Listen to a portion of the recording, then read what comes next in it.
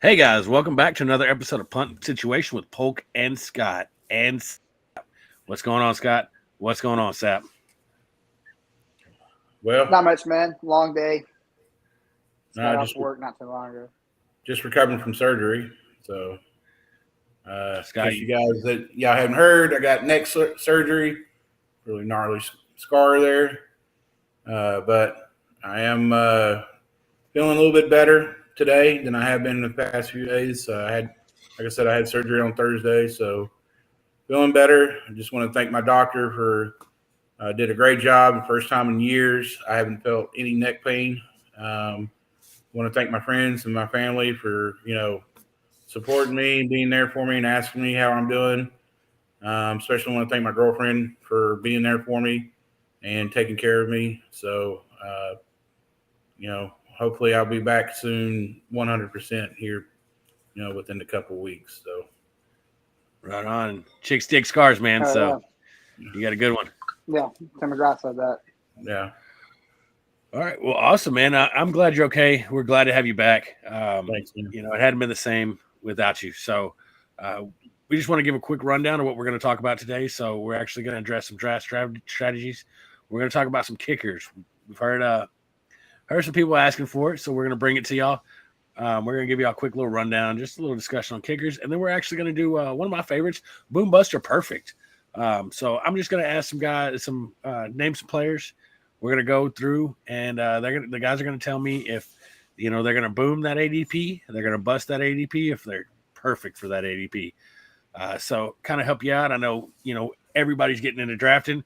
It's the weekend to do it. We're drafting this weekend. Super excited. Got a few drafts going on. So if you hadn't drafted yet, this is going to be a great episode for you. So, Absolutely. all right. So first things first, draft strategies. Scott, you want to give me a little rundown about draft strategies? Yeah, so we had a viewer of ours, Jordan Perez, asked me a little bit about, this is his first year doing fantasy drafts, and he just wanted some advice from us, what he needed to do, what he needed to look for. So I figured we can break that down for him really quick. We can break down our strategies and see what you think. Paul, let's just start with you. What would you do in your situation? Say you're your first time and you're the number 12 pick. What would you do on that situation? Well, so let's go over some of these draft strategies first, right? Okay. The biggest one and the most popular one is going to be best available player. That's going to separate from you drafting 1 to you drafting 12. You're not going to get the same players. You're going to look for the best available. So let's say that there's a run on running backs and you drafting 12. There's going to be a Jamar Chase. There's going to be a Justin Jefferson. There's going to be guys like that maybe you lean towards besides dropping down that ADP poll and getting someone like Cam Akers or something like that. You're trying to make up for it. So you want to get the best available player. Another strategy is dual running back.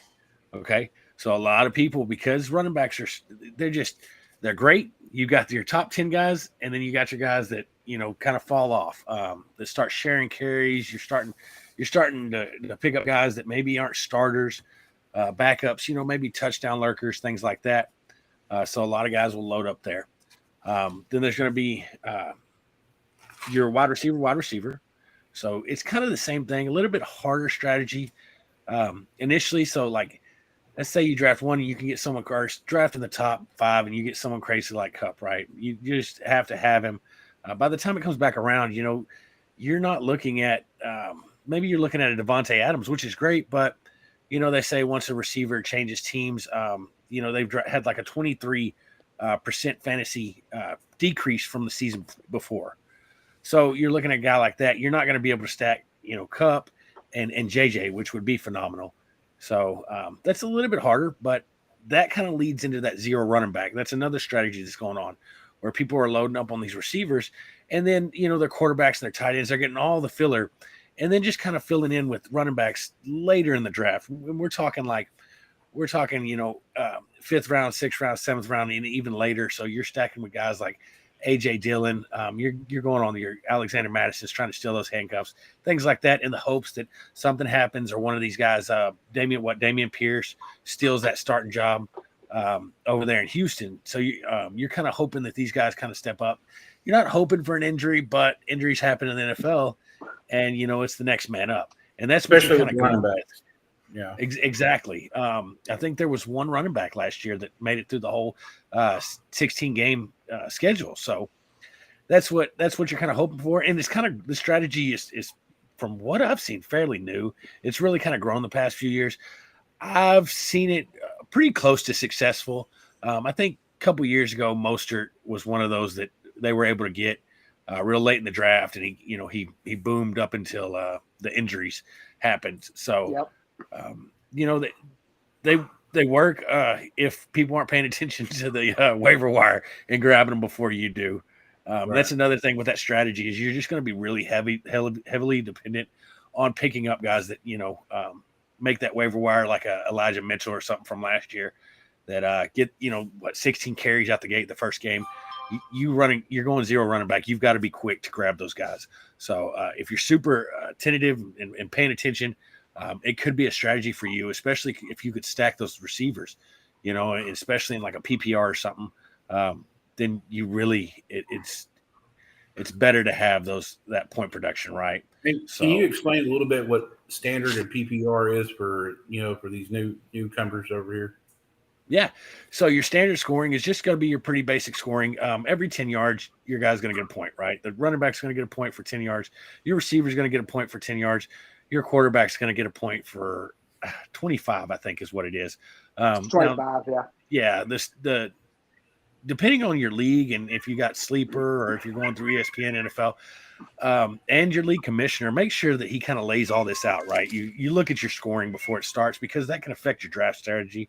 But some leagues, so most standards do 4 a touchdown for quarterback. I think we actually do 6 per touchdown per quarterback, which doesn't change a lot because your quarterbacks just everybody's quarterback goes from scoring 20 to scoring 30. But your PPR, and there's half point PPR and PPR, but basically what those are is point per reception. So you're in that, like your Keenan Allens, right? They get 10 catches a game, 13 catches a game. Those guys are going to be a lot more valuable because in your standard leagues, you're kind of based on touchdowns, right? Touchdowns and yardage. But in your PPR, if they're a target monster, if they're, James White a couple years ago, if they're Keenan Allen, they're catching the ball 13 times. Well, that's 13 points plus the yardage, plus the touchdowns. Now, not in Keenan Allen's case because he only gets like 5 a year, but so that's going to affect your draft strategy because it's going to make those third down backs and things like that a lot more important than what they would be in a standard league. So, okay, Snap. So I got a question for you. Yep. It's a 10, 12-man league, okay? And you get picked right in the middle between 6, 7, and 8, which is not what anybody wants, but yeah, that's a tough spot. How do you strategize getting your picks? Say running back go quick, or it's a mixture with everything. So say for example, wide receivers went quick. What are you going to do if your number wide receivers went quick in the first?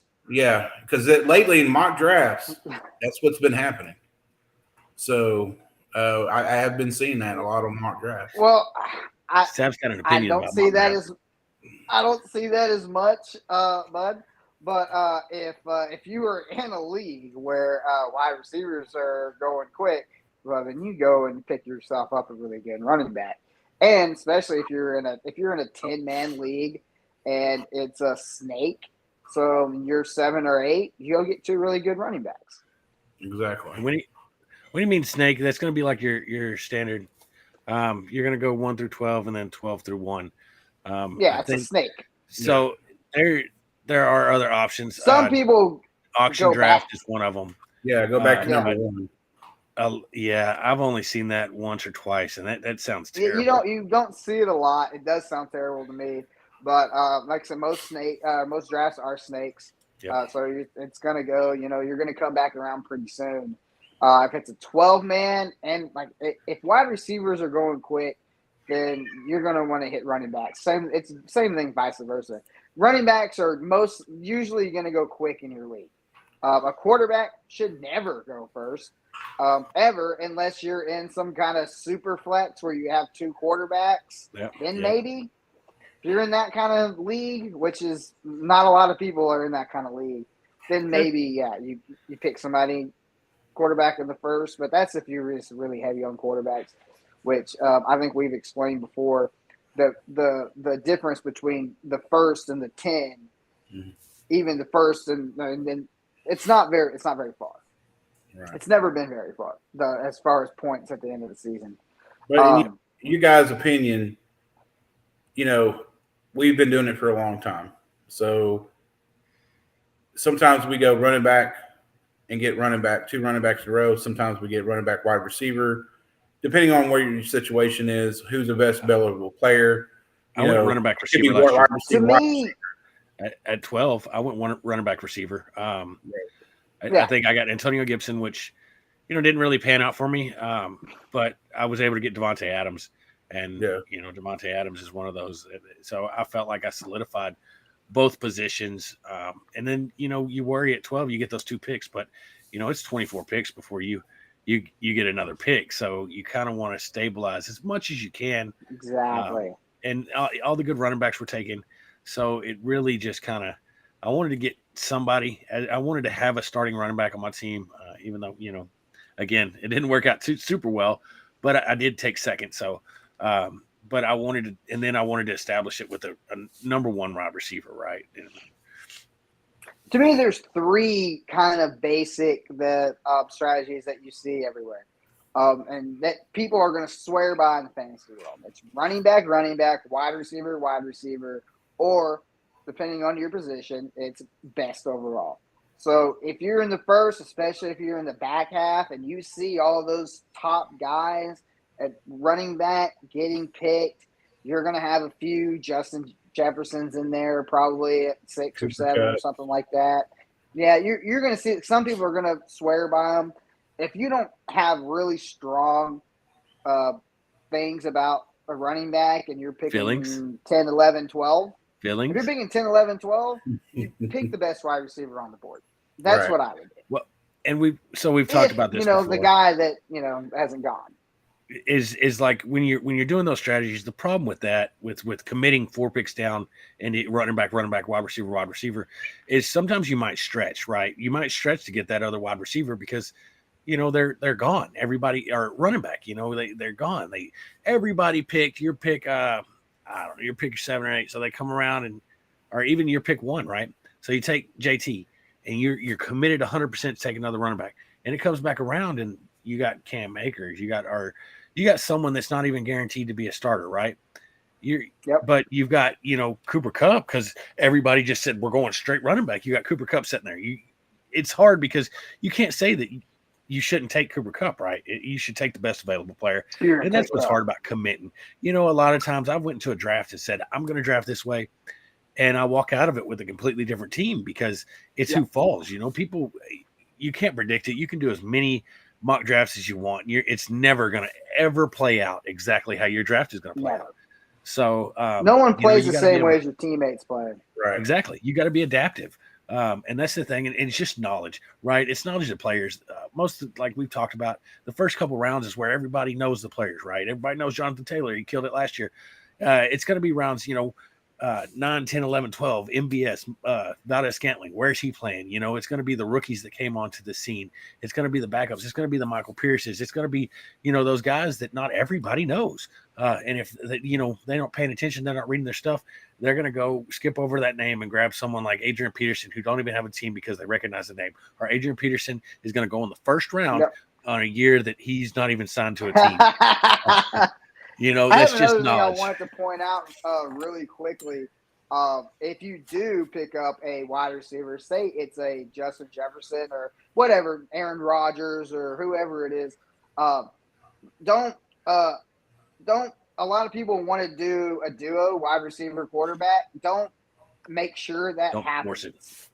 a lot of people want to force that duo. Hey, I got the number one wide receiver, which I said Aaron Rodgers because in the past it would be, hey, I got Devontae, I'm going to get Aaron in the fourth. And they would pass over somebody just to get that.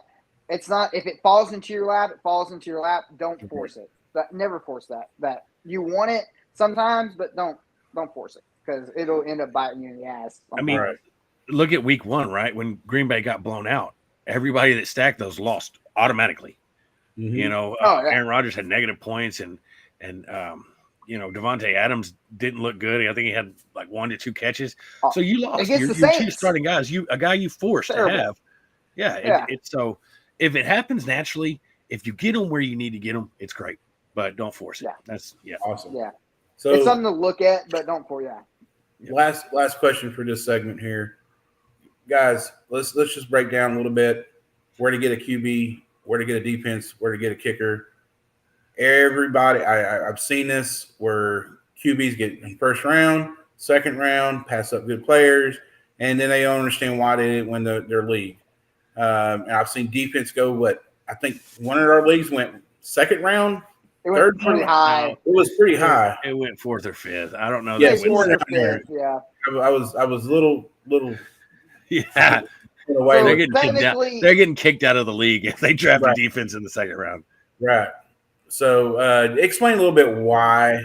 I mean, it's pretty much common sense, but explain why we shouldn't get that. So if it's not Justin Tucker, Evan McPherson, Tyler Bass, one of these top Harrison Butker, one of these top 5 guys, don't even fucking draft a kicker. Well, if you're in the kicker league, if you're in a kicker league, yeah, sure. But if you're in a standard or a PPR, no one's really drafting kickers beyond the top 5, maybe 10 guys. You can always pick up a kicker. Your last 2 rounds are going to be your defensive kicker. You have to field one. You have to start one, right? So that's where I'm taking them. I'm taking everything else before I even consider it. I don't care if there's a run on kickers in the 6th round and everybody gets one.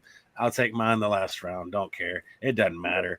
Let's get the best, the one that you think. We're not saying kickers are not important because kickers are important because I have seen kickers win fantasy games. Sure, yeah. Agreed. Yeah. I'm gonna start a kicker, but I'm not.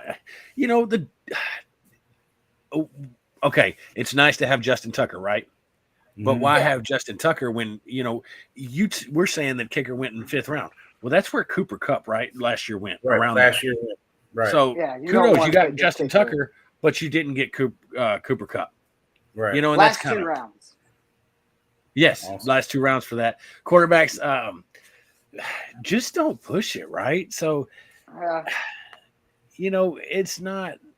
I don't mind have picking to have a quarterback. Josh Allen in the 3rd. 6. I mean, look at Matthew Stafford for our league last year. Went around 12th, 13th round. Yeah, way late. And they usually do. You can get some solid quarterbacks. And I'm not saying these guys are going to go out and blow the damn top off the game, but they're going to put up the points. And if you hit in other places, it doesn't matter, right? Matt Ryan's going to put up some 30-game weeks, and so is Josh Allen. But, they took Josh Allen in the 2nd and the 3rd, and you got Matt Ryan in the 11th, 12th, 13th, 14th. I mean, yeah.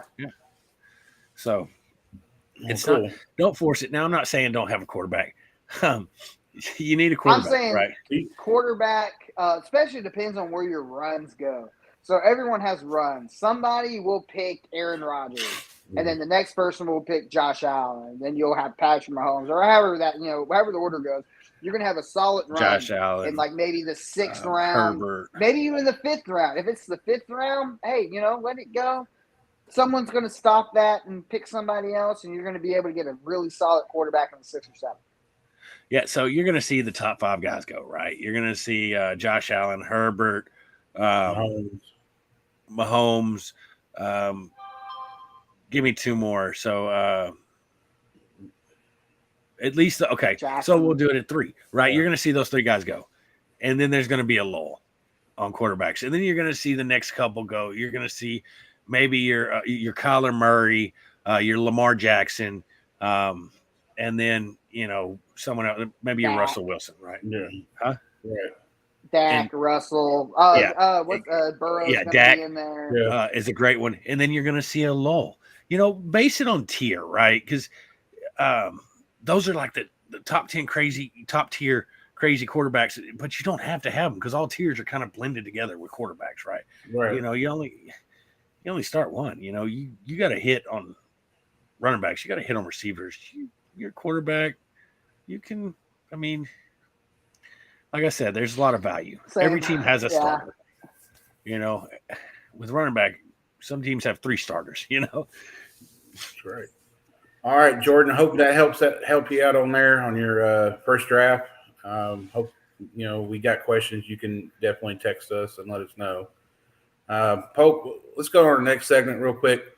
We're going to talk about kickers just for a little bit. I know we kind of talked a little bit about them, but there was a guy that I reached out to. His name is RVN Legas. I reached out to him because this group was kind of ragging on him. It's his first time playing, and he was actually a serious question, about kickers, and everybody ragged on him and did not give him an advice.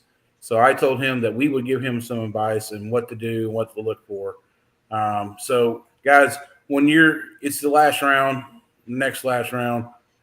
What do say some of the best kickers are gone, like Tucker and all those guys, Buckner and Gay and all those guys. What are you looking for a guy that is it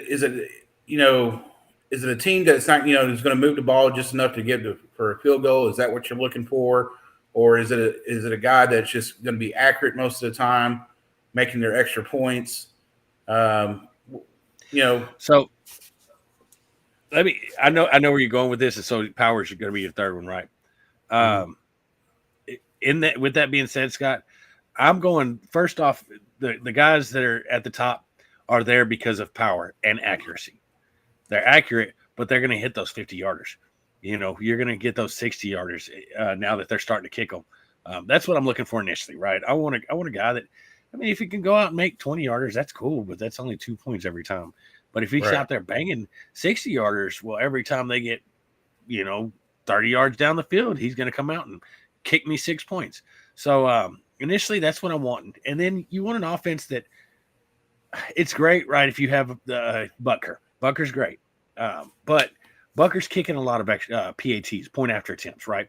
Those are one. Right. So he may get 4 or 5, but all you have to do is get McPherson in range one time, and he's banging a 60, and he's got more points.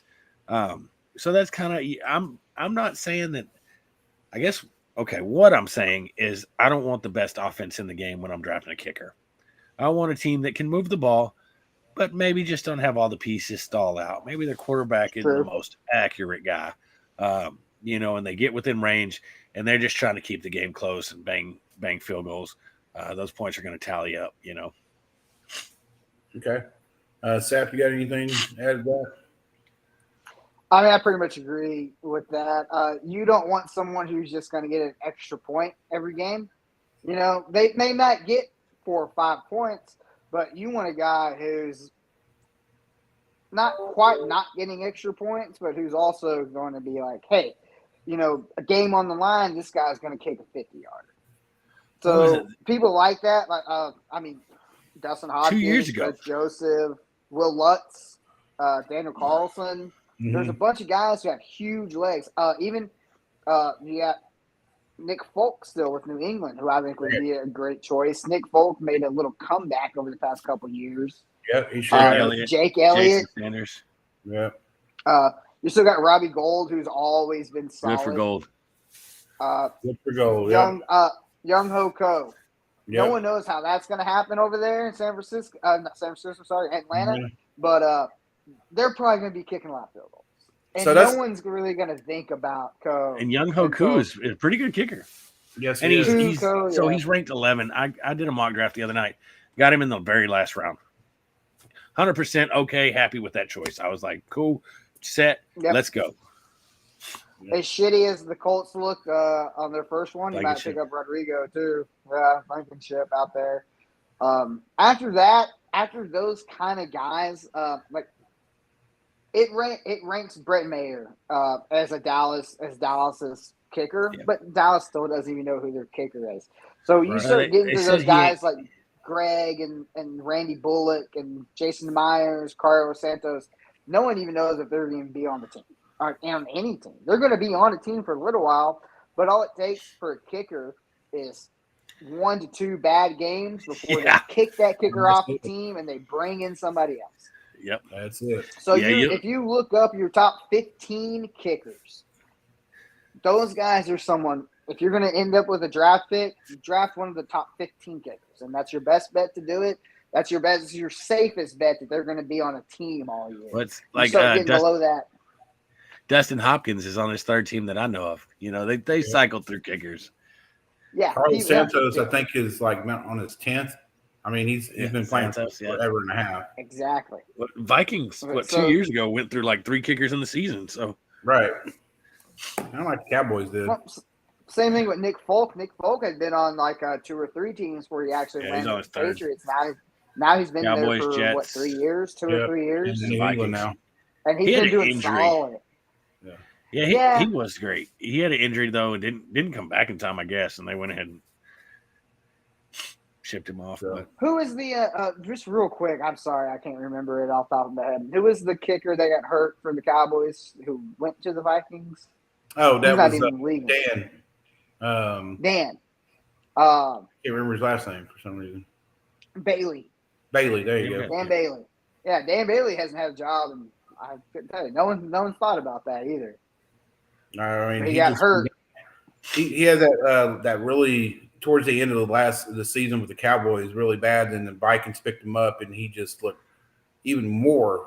I mean, horrible. Almost he had one good year. He had one good year with the Vikings, and he might have got hurt again. I'm not sure. I mean, he might have got popped hurt. into my But head. it's- But it's the kicking Dan carousel. Bailey, yeah. I mean, when you lose it like Greg DeLeg last year, man. Ooh, man, Cowboys should have won Right? more games I last was very excited for Greg DeLeg. Yeah. And Yeah. Well, he was so consistent for the Rams. I mean, dude's out there just banging 50-yarders. Comes to the Cowboys and can't bang a 30-yarder. Yeah, exactly. so All right, guys. that's Well, where we are with kickers. yeah, that's pretty much on that. Polk, you have a segment you want to work on, and what do you got for us? All right, guys. So we got boom, bust, or perfect. And what we're gonna do is we're actually gonna go. I'm gonna just throw some names out there. Okay, we're gonna start with Scott. We're gonna hit it up with Sap, and then we're gonna come to me. And all they're gonna do is tell us if they're booming with their ADP, they're busting with their ADP, or if their ADP is perfect. So, I don't know, guys. Y'all ready? Y'all ready to rock and roll? I'm ready. Haven't heard any of these names, by the way, guys. So this is all blind. I'm just guessing. No one has, and that's the great thing about this. I like to keep my things close to my heart, kind of like the jersey that we're giving away. Heart. Number 5. You know who wore this in college, Sap, by the way? I don't know. I remember he sucked. Was it In Barry college? Sanders? No. Well, Yeah, Barry Sanders was number 5 at Oklahoma State, wasn't he? was he? Well, no one cares about the school he went to. That sounds close. The dude had a terrible college, terrible NFL team. Great career though. Yeah. Wonderful So, career. let's start it off. We'll go ahead. So, Sap, number 5 in college, Stanford, was going to be Christian McCaffrey. Right now, Christian McCaffrey's going at number 2 ADP overall as the running back 2, as low as 5, as high as 2. Let me know what you think, Scott. Well, as much as this guy was going to say, I don't think he's going to be a bust this year. I think he's going to have a great year. He's going to come back from his injuries. He's going to dominate how he was in 2019. You can laugh all you want, dude. You can laugh all you want because we're going to laugh at your face at the end of the year when Polk and I are going to win the championship. So where he's at right now at number 2, I don't think he's number 2, but I think he's number 5. Scott, boom, buster, perfect at number 2. Boom. He's booming. Boom. All right. I like it. All right. Sap, let's skip you. We're not worried about what Sap has to Hold say. on, sir. All right. I gotta go get a rag for my friend Scott here's chin because he seemed to bust it all over it. Let's just wipe that off real fast. Yeah. So McCaffrey, if you're picking him over 5 and below, ridiculous. Over 5, maybe 8. If you're a 12-man, I wouldn't mind picking him between 9 and 12. That's the highest I would pick him as 9. The man is made of glass. He's proven that over the past 3 years. People pick him because oh hey man, you had two good years. You looked amazing. You looked amazing. Oh, 2 years. Sorry. Hey, you looked amazing. Do the same thing, please. And he was like, oh no, I'm not going to do that. So I'm going to get hurt, and then I'm going to try to come back. I'm going to get hurt again. Then I'm going to be out for the year. Then he says, oh, hey, guess what, guys? Super healthy for this next year. Don't worry about it. Then he's going to play in 2 games. He's going to get injured and then not play again. So if you believe all the propaganda that obviously you have been spilt and you have been fed, you can go ahead and believe that. Say, hey, it's only been minor injuries here and there. It's only been minor injuries here and there. They said that a lot about people. But if minor injuries happen every single year and it's the same consistent injury, then you know what? Might be a fucking problem there. Now, I won't say that he is not an amazing football player. Obviously, he is fantastic. When he is healthy, he is the best football player in the National Football fucking League. Without a doubt, 100%. But that is when he is healthy, 100% healthy. He hasn't been that way. I mean, we can count the years here, guys. He hasn't been that way in a long time. You can count it too. Yeah, that's great. Well, no, he got hurt. He got hurt at the end of that last year too. So I'm just saying. So he's had 2 years injuries. Right. It's been 3 years now. No, 2 years. It's been 3 years. 1921, 2019 season. 2021, 22. Yeah, 2022 had now, the same guys. year. Oh, okay. 20? What's that? 20? Is 20. the same year. 21. 20 to 21 is 1 year. Yeah. 22. 22. That's 3 years, guys. I'm sorry. I don't know if y'all can do math. But when you do 20, 21, 22, that's 3 years. He's not healthy right now. They're saying he's not 100%. Is he 100% right now? Have they reported that? He's 100%. Yeah, actually, they have. He's been playing. Yeah. They let him bring in practice so they don't overuse him. He's looking great. They just said speculation to see if he's going to play week 1. Either way, so get down to 12 is where I'd get Just get to it and say it. So number 2 overall, boom, buster, perfect. As a bust. 100%. Busted. Bust. All right. Sap's not taking him at 2. Everything Sap said is just garbage. He spews hot garbage all day, every day. So McCaffrey's been injured 2 years. It's been injuries like ankle sprain, AC joint, thigh injury. So it's nothing serious. He's not out here Todd Gurley with like a debilitating knee injury that's degenerative, things like that. So I wouldn't worry. He had 2 years. He played all through college without an injury. He came in and just killed it his first 2 years in the NFL, became the best player that people seen playing a long time, reminiscent of Barry Sanders, juking people out, catching the ball out of the backfield, doing it all. The problem was he was doing it all. He's a smaller guy. He was getting 300 carries with 100 catches in the season. He was getting hit a lot. Those kind of things add up, especially over his college career with the amount of carries. So he had some minor injuries. They're scaling him back. They're actually not. He practices every other day with pads, so they're going to work him right. They're not going to overuse him. They learn their lesson. You play with your new toy too much, you break it. Well, I think McCaffrey at 2. Is that what? Not workload. I mean, as him at number 2, does it not concern you that they had already came out and said, hey, we're not playing him as much. All this stuff he's getting out of the backfield, we're not giving that to him anymore. All this stuff we're doing, we're not giving that to him anymore. No, that doesn't who are they giving it to? Chuba? Who's saying that? Chupa's stepping in like they're the coach. Right. I'm saying, but who are they giving it to? Chupa? No, come on, that's gross. No, they're going to say that. Terrible. They say. I mean, they say that with Derrick Henry, right? They say that with all these players. Realize Chuba Chuba sucks, and then they're going to start handing him the ball more, and then be like, Baker Mayfield also sucks. And then they're like, oh, our whole team sucks. Let's just put it all back on McCaffrey, and then he's going to get hurt. And hey, McCaffrey can shine. I think he's perfect at 2. Jonathan Taylor, no back repeats, but Jonathan Taylor's he's younger. The opportunities in the offense are great.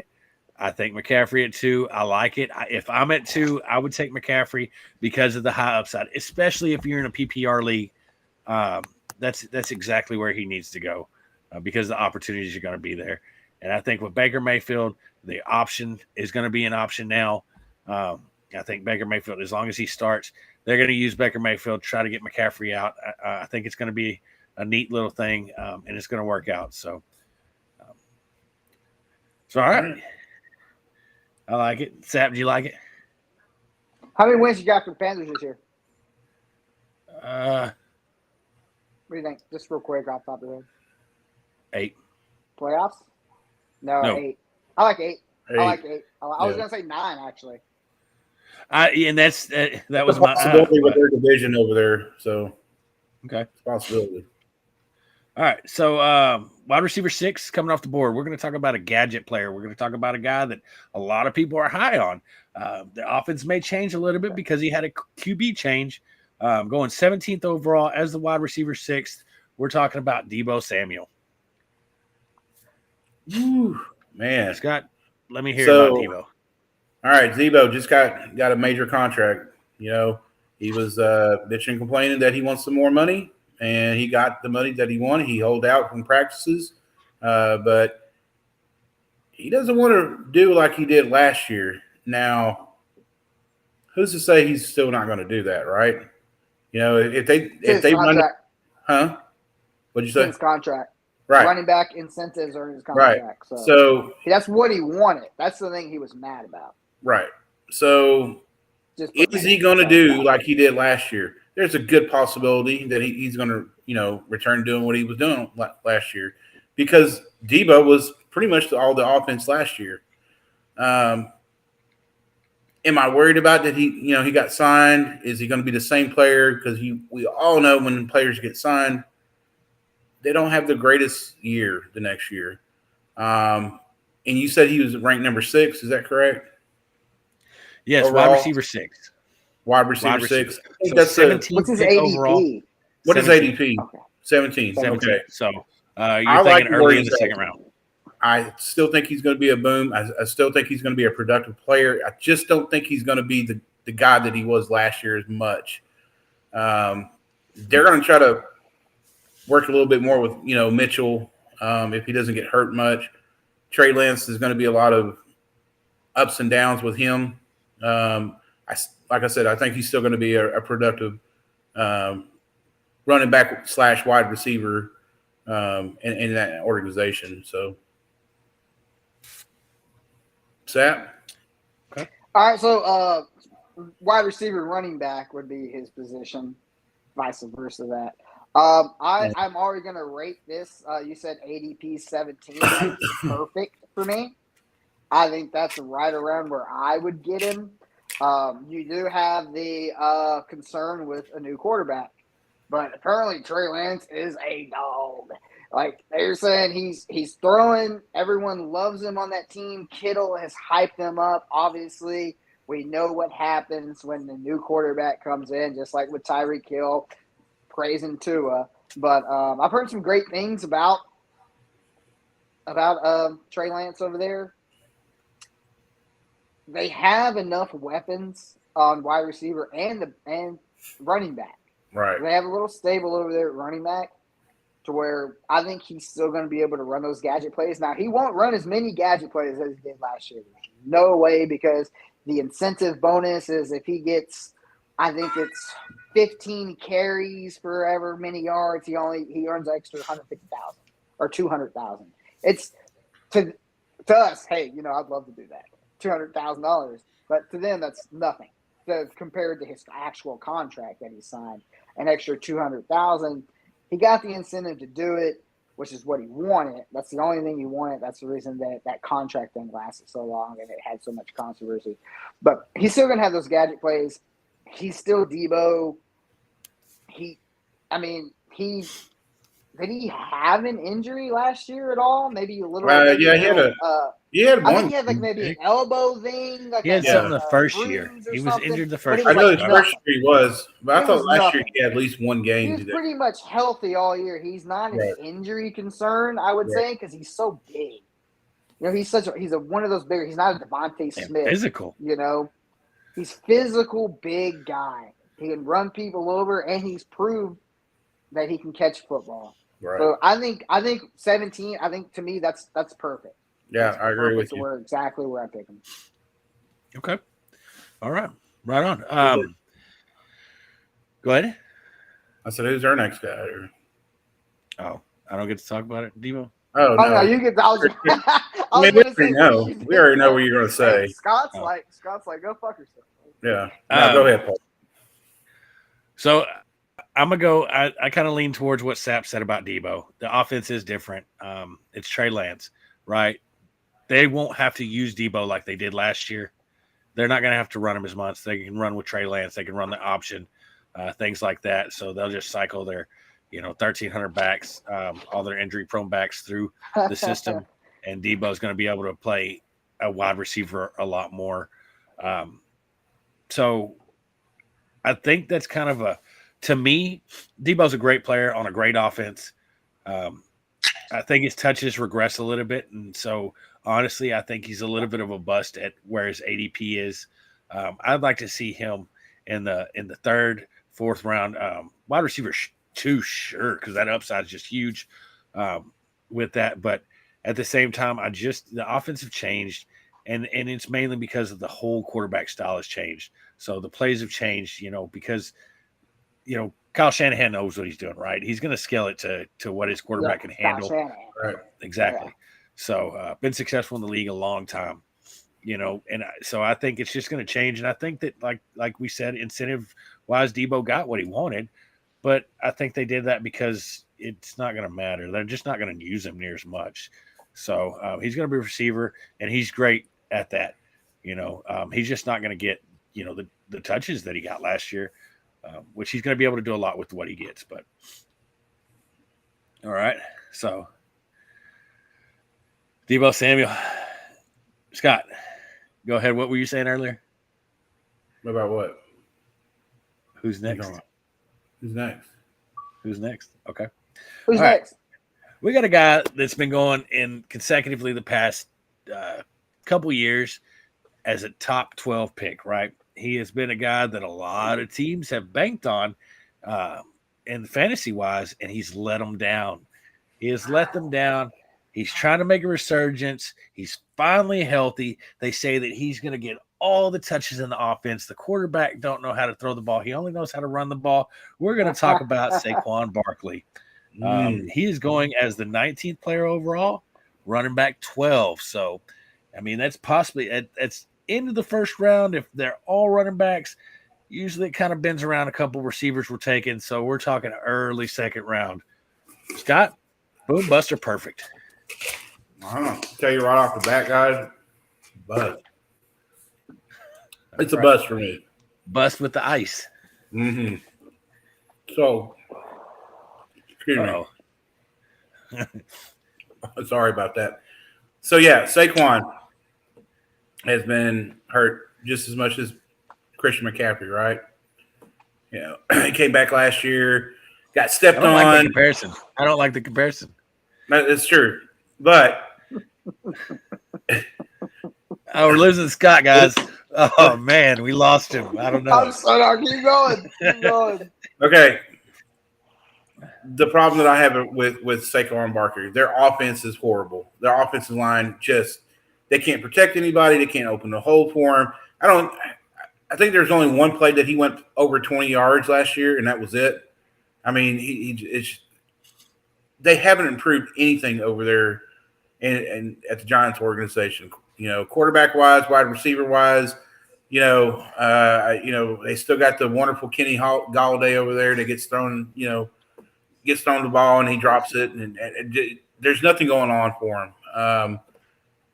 I don't understand why everybody's so hyped up this year with him, because last year nobody wanted to touch him, but this year somebody wants to touch him. So, I mean, he's been going in the late first round, early second round. What's going on? We're just like someone wants to touch him. Do you want to touch him? You want to? I'm sorry. The statement of no one wants to touch him last year. He was a top. Yeah, he was a top back. He was past a first 2 years. rounder. He was a first rounder. Yeah. Nobody wanted to touch him last year. What are you talking about? He didn't get hurt until last year. No, he got hurt. Last year, he was a top rounder.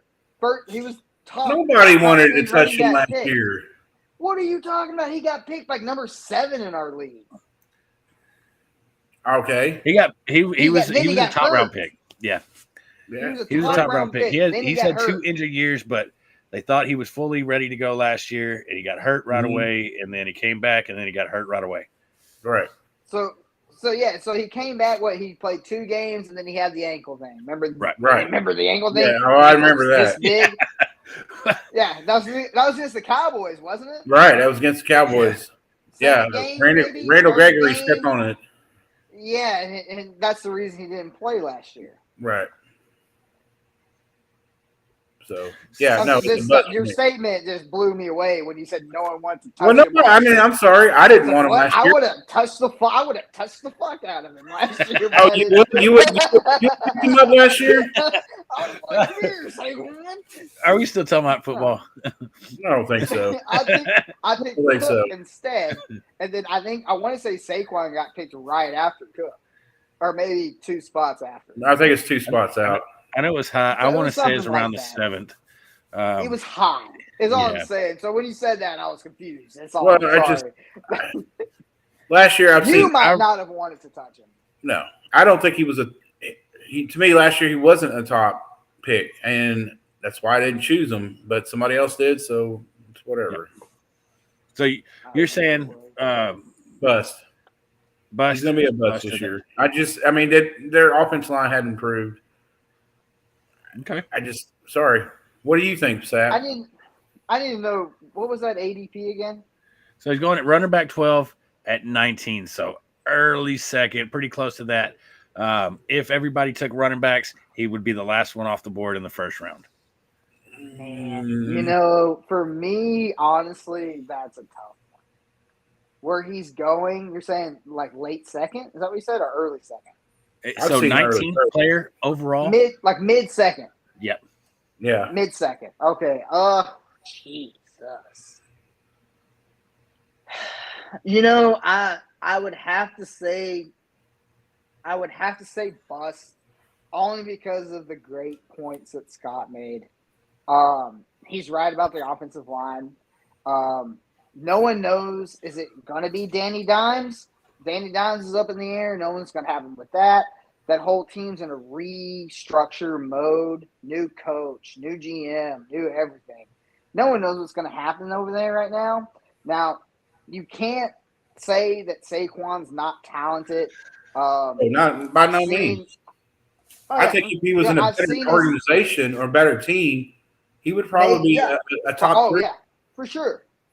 But from what you're saying with what he's working with, you got to have an offensive line. And if you don't, then, that's the reason every running back credits the offensive line. They say, hey, if it wasn't for me, why they buy them Christmas gifts, right? Them, I'm not doing anything. That's the reason they're buying them Benzes or Rolexes or whatever it is for Christmas. But with Saquon, I kind of agree with you. I think it's a bust choice. But I also think it's a low key, not bad choice. It depends on your draft and where you're at and everything like that.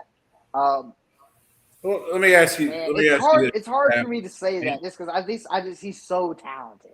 Let me ask you this, Sam. And supposedly healthy, just like McCaffrey is supposedly healthy. So you got 2 supposedly healthy, very good backs. I don't know. Is Carolina's O-line any better? We'll see. They got some pieces.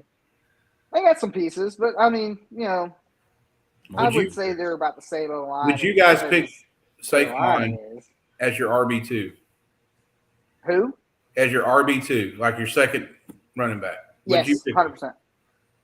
I would. Polk. Yeah, that's kind of why I think he's perfect right where he's at. But yeah, Okay. All right. You think he's perfect? I think where he's being drafted, I think he's perfect. I think that if you get, let's say that you draft, I don't know, 6, 7, 8, I don't know, Saquon Barkley, especially if you're looking at, like we talked about earlier, those draft strategies where you're going running back, and you get, it's okay, someone crazy that's kind of falling in the mock drafts is, let's say you got Eckler, and then you come around and pair him up with Barkley. Okay, worst is you got someone later in the draft that you're going to have to fill in, right? Barkley gets hurt, and but you still got Eckler. You still got a bassist. Best is you got two of the best running backs in the league.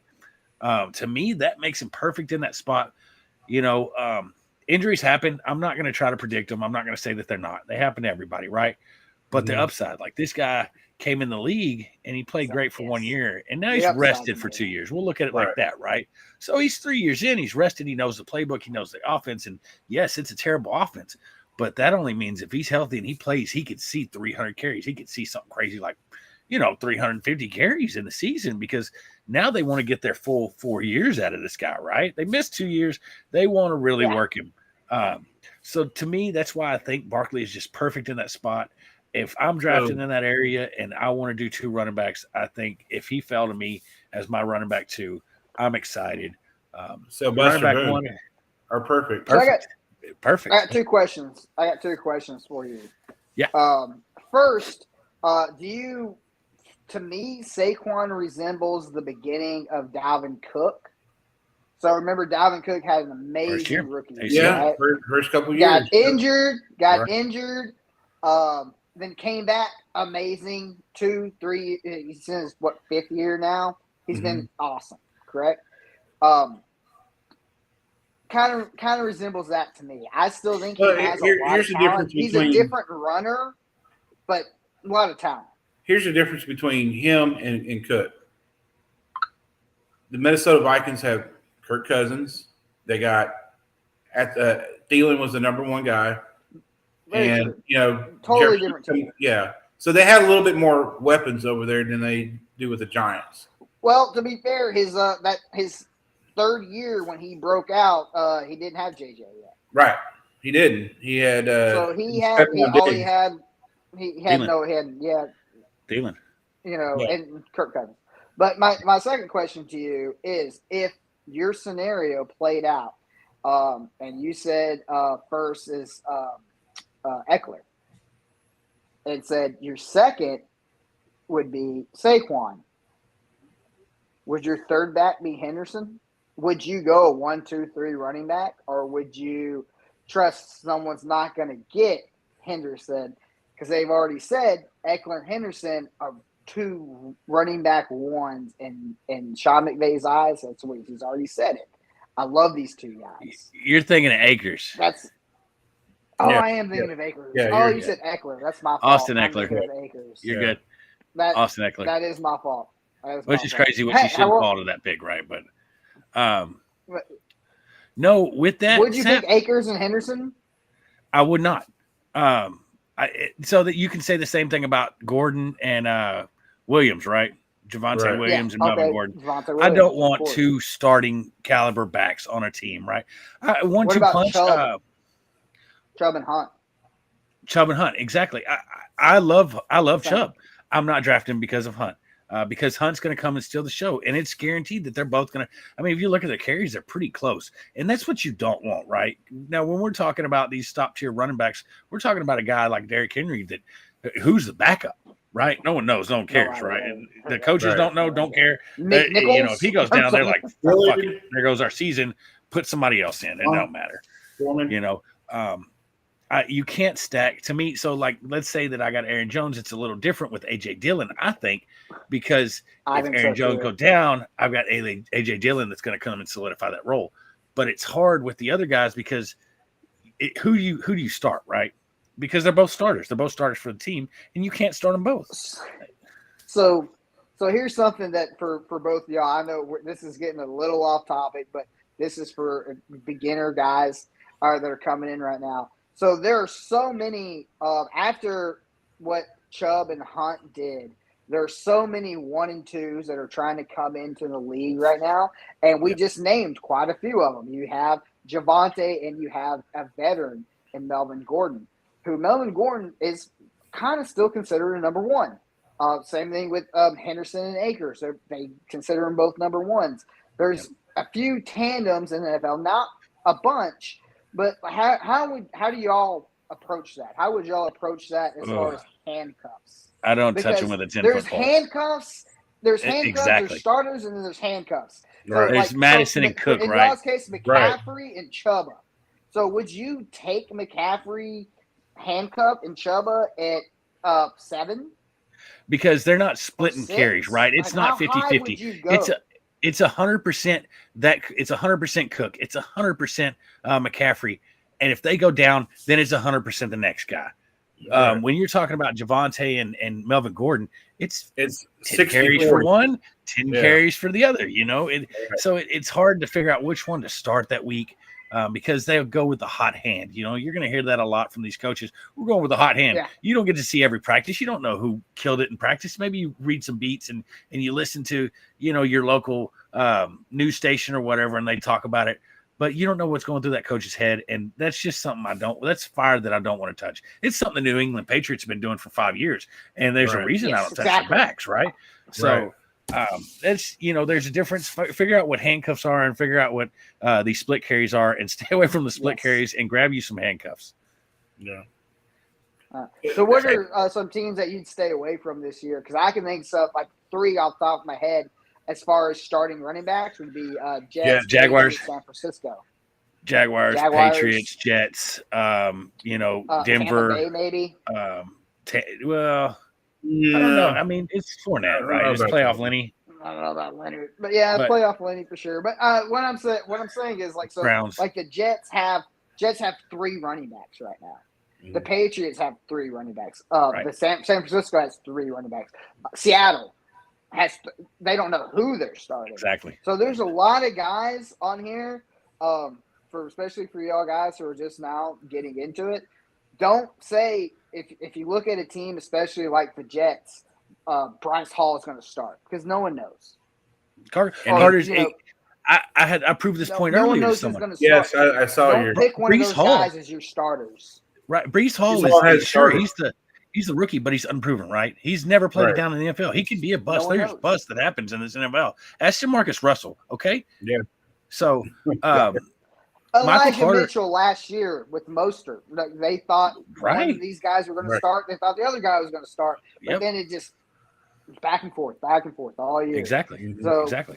They might be a good pickup on a bye week or something, but with these guys, especially these people who don't know who's going to start, don't pick one of these guys as your running back 2. Right. That's a running back 1.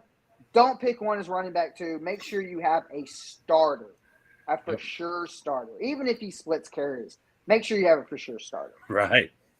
Exactly. And if you want to take a stretch on Brees Hall, if you get your running backs and you got a bench spot open, grab him. Heck yeah. Why not? Then he's got upside, but you don't want downside. Exactly. So, I just thought I'd put that in there real quick. No, 100%. That's great. Good topic there. Yeah. Who do you got next, folks? All right. So the next guy is a guy that came into the league and has been solid, right? He has been the number 2. Never the real number 1. They drafted a guy last year, came onto the scene and just destroyed. But this guy was constantly the number 2 on that team. A lot of people have moved him up on draft boards. His very first year, he was actually in the free agency. But since then, he has been a pretty solid pick. We're talking about the Super Bowl losers, right? We're talking about T. Higgins. Higgins across from Jamar Chase. He's going 34th player overall, so we're looking at him about mid-3rd. Wide receiver 12. I actually think he's perfect for that location over there. He proved himself last year. He had a slow start in the beginning, but towards the middle, towards the playoffs, he started looking a lot better. So I like T. Higgins there. I had him in one of my fantasy leagues last year. He did okay for me. I'm not upset with that. I think it's a perfect spot for him. Is that? That's a really hard one, man. I'm gonna at 12. What Wide would you receiver 12. consider? What would you 34th. consider a bust? Bust for the ADP. I think. I think he's a wide receiver 20. Okay. Okay. You're saying he's a number 2, Ish. right? Between 18 and 20. I would say he's between 18 and 20 at 12. That's a bust for me. And I love T. Higgins. I really like him. But there's some guys behind him and an ADP that I like more. Okay. Like Pittman? I mean, like AJ Brown, like Courtney Sutton, Jalen Waddle. Now, right. I mean, there's a few people that I just think have a little bit more potential, especially with the quarterback situations and everything. I think he's going to be very good. I love T. Higgins. I don't think I would personally pick him in that spot. I'm not saying don't pick him in that spot, but personally, I wouldn't if I had these guys still available behind him. Those few names that I mentioned. All right. Okay. Well, all right. And I'm actually going to agree. Love T. Higgins. Had him his first year. Was able to pick him up. He did solid for me. He's just a consistent guy that's out there. Is he blowing up the stat sheet? I don't think so. Joe Burrow's a great quarterback, but Jamar Chase shines a little too bright. I think, Too bright. If he was on a team, then he was, I'll take him over DK. If he was on the only receiver on Seattle, hey, heck yeah. But, he's got Jamar Chase, and in that offense, it's got too many weapons, right? You got Joe Mixon, you got Jamar Chase, you got Tyler Boyd. It's going to be hard. And don't get me wrong, he will be the most consistent player on that offense.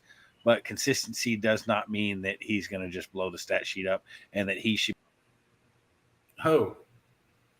Fuck you, Polk. Yeah. Anyways, like he was saying, the consistency doesn't mean he's going to blow the stat sheet up, which is right.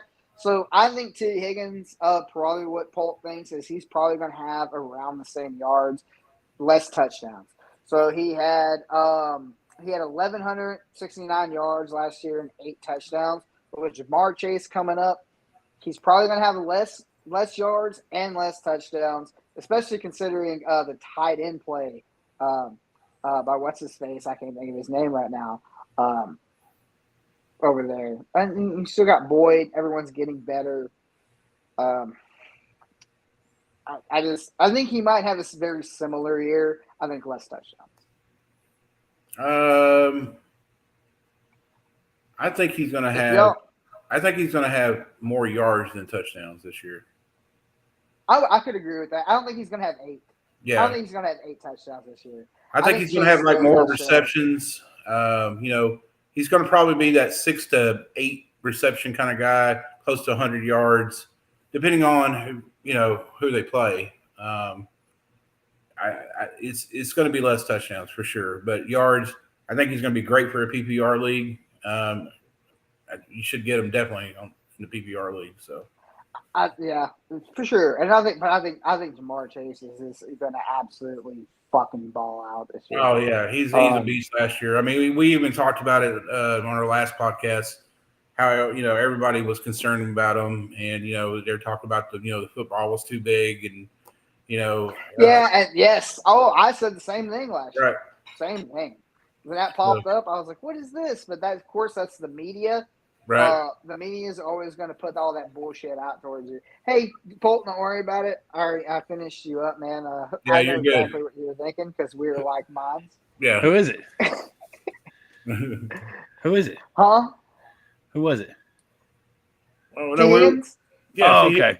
Yeah. Yeah, we're finishing up T. Higgins for you. So basically, it's kind of like you started off, or you ended with whatever you said, and I just kind of said I think he's going to have kind of this very similar year as he did last year. towards the yardage, less touchdowns. He's probably going to be in the same sort. He had 8 touchdowns last year.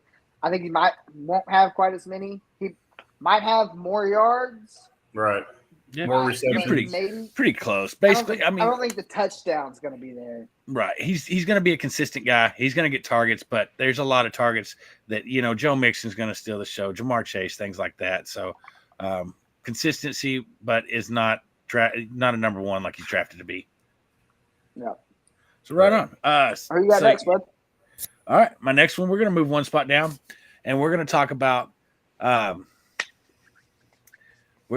guy that has not lived up to his potential. He was drafted to be the guy, came into the league, has been the starter for the past 3 years, took the starting job almost immediately, and has not put up phenomenal numbers. He's okay. He's been putting up running back 2 and 3 numbers, but never running back 1 numbers like you really want. Every year he's going to break out this year, and it just doesn't seem to happen. We're talking about Chicago's very own David Montgomery, 35, going as the running back 18. We're talking middle of the third, right around where T. Higgins is going. So let's talk about it. Let's hear it, Scott. What do you think of Justin Fields' best friend, David Montgomery? Oh, man. What's to say about this guy? Last year, as you mentioned, he was supposed to be the guy last year. Everybody was supposed to get him. He had some decent games that looked like he was about to break out, and then all of a sudden he goes to the next game and he can't even get 20 yards. It's just there's no hope for Chicago right now. They have nobody. I mean, no hope, none at all. They don't have no hope. None. I mean, they might as well call their season right now because them and the Jets, right? Right, them and the Jets. They can play for the Slum Bowl because one of those two are going to have the number 1 draft pick next year. There was no improvement, none whatsoever. They didn't sign Allen Robinson. They didn't go out and they beat up on their defense, but they forgot about their offense. But wow, I mean, it's just a total bust for me. Where he stands, if I already established my running backs and I need to get another running back, and if he's still there, I might consider picking him up. But to me, he's just a total bust. All right. Scott says bust for David Montgomery. Seth, how do you feel about David Montgomery? I'll tell you what. That's a boom pick for me. A boom. 17 off the board. If you're going with this ADP, let's see. Hold on a second. Let me look at it. So we're talking ADP mid-third. Mid-third? 35. Yep. 35th player overall. Running back sorry. 18th pick. I was looking at the wrong sheet. Okay. Oh wow, third. Still a boom? Man. Not a boom anymore. Now I'm very much reconsidering that. So did you sit there at perfect, or did you turn around and go back the other way?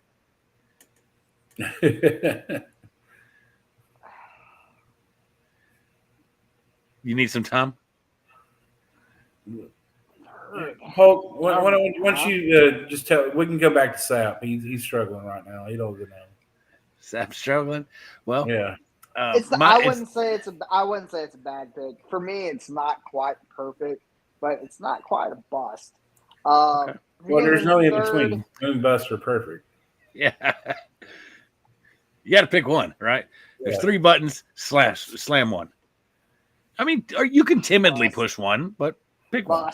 Bust. Okay. That early? It's too early. It's too early for Montgomery. Oh yeah. Right. Got him rocking in his chair. Sorry. He's swaying. Yeah. Sorry about it. Yeah, man, I'm really thinking about that one because I had Montgomery, but what Scott said was right. He was very good game, bad game, good game, bad game, good game, bad game, good game, bad game. He wasn't consistent at all whatsoever. At one point, he started and got me literally started the whole game and got 10 to 15 attempts for 15 yards.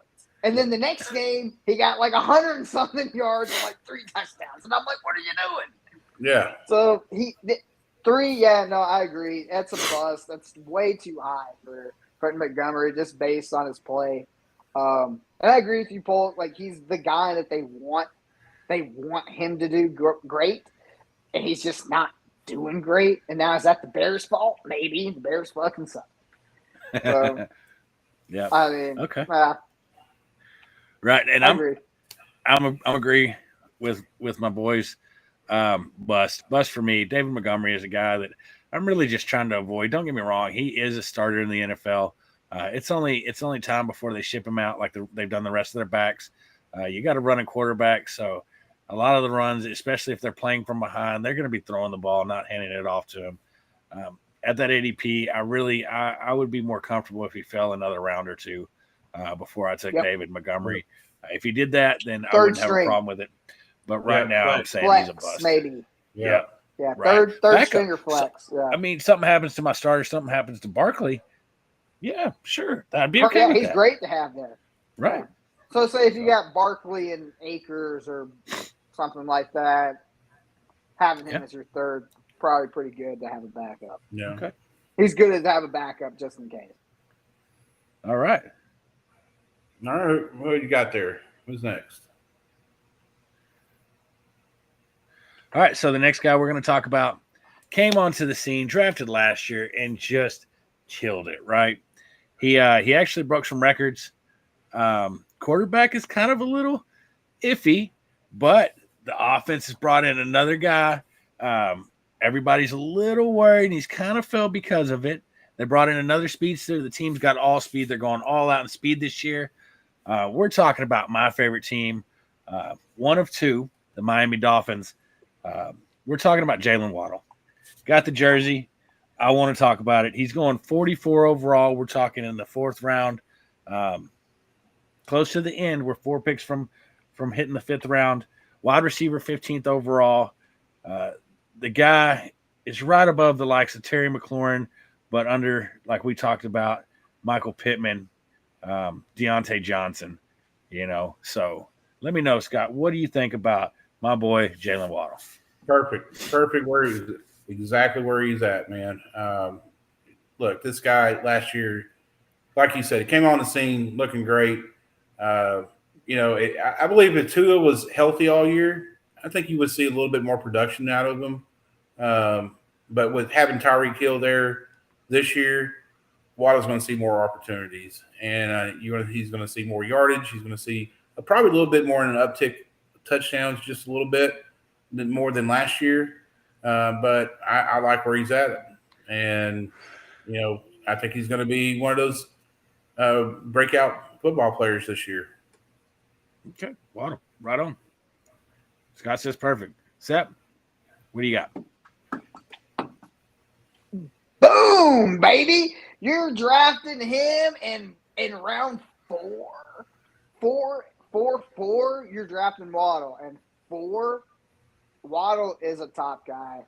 Don't let Tyreek Hill take away from it. Actually, Tyreek Hill coming in is going to make him even better. Mm-hmm. Look what Waddle did by himself with Gesicki and Devontae Parker next to him. Waddle came in as a rookie and said, "Give me that ball." His second year is going to be even better. I love Waddle almost as much as I do Chase. Whoa, that's a bold statement. I love Waddle. I think Waddle's a little bigger than Devontae Smith over there. They both started out the same year. They both had pretty good years last year as rookies. I'm big. I like Devontae Smith a lot, but he looks like a little boy. His bones look like I could break them.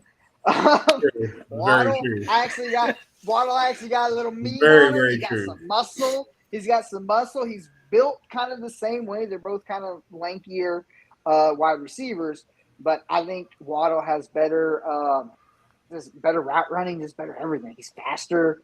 I think Waddle's with Tyreek there is going to have even more of a breakout year. I see him hitting maybe 1,300 yards, 5 to 6 touchdowns. He had 7 last year. I think the touchdowns might get taken away a little bit, really depending on how Tua plays. They're really loving up Tua right now, though. So, I mean, I think that's a big boom at 4. All right. And Awesome. Polk, if you don't mind, I actually have one for you Do you? Okay. that I think needs to get talked about, especially for rookie people who are coming in. Okay. Cordell Patterson getting Bust. drafted. Bust. I don't need to know. Oh, I don't Brown. care. Yep, Bust. You don't care where his DDP's at. Nothing. You don't care. Getting Bust. drafted in the 7th. Stop it. Stop it, So, guys. I Listen, know. Cordell Patterson, Stop it. 7. You know what 7 stands for? 7 stands for the amount of years that he's already been in the league. Did you know that? Cordell Patterson is a guy that has been in the league, that has played 6 different positions, and not 6, but every position that every offense has tried him on, and it actually worked 1 year. It actually worked on a team that didn't have another player to get the ball. Okay, they brought in Mike Davis, who's super gross, and Cordell Patterson just super gross. I thought you said last year he was going to be like a great Oh, starter. he loved him Opportunity. last year. Don't worry. I drafted him on the opportunities because Cordell Patterson was his backup, and Cordell Patterson couldn't cut it with 6 other teams. What else about Mike Okay? Davis last year? Look, That he was going to be like a top breakout player. Listen, I could have sworn I heard that last year. No, I could be wrong. did you make playoffs last year? Did you make playoffs last year? Did you make playoffs last year, Scott? No, I didn't. All right, but hey, let's save this talk for the people that made playoffs. You can't critique my team because I made playoffs. I actually came in second, and I won it the year before. So don't worry about it, Scott. Sit back, relax, and enjoy the show. You didn't play Mike Davis, though, Okay. and I traded for Cordell. But I'm right there with you. Cordell Patterson was only good last year. He's never, ever been good. No, He's Devin Hester. Cordell Patterson is Devin Hester. Well, He wasn't good at returning. Get his backup, Algier, late in the draft, real late in the draft. He's going to be starting by the end of the year. Cordell Patterson's either going to get broke. It's not going to work. It's not going to be the same thing. Cordell already talking about he wants to, break the record for punt returns. He should have started. He should have started being good 6 years ago, 7 years ago when he started in the league. Exactly. If he wanted to break records, he should have tried back then. Right.